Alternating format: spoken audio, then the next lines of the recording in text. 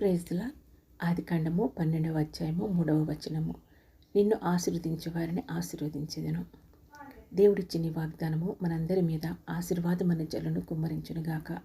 వెల్లడి అగుడ తోటని వెలుగును చిందించే ఈ వాగ్దానము, ఈ వాక్యము దేవుని వెలుగును మనందరి మీద ప్రకాశింపచేయునుగాక.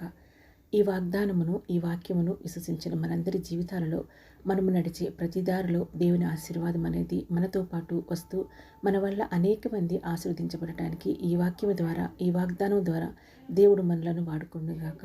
విశ్వసించే వారికి, గైకొనే వారికి ఈ వాక్యము, ఈ వాగ్దానము యొక్క ప్రభావము యుగ యుగాలు భూమి ఉన్నంత వరకు నిలుచునుగాక.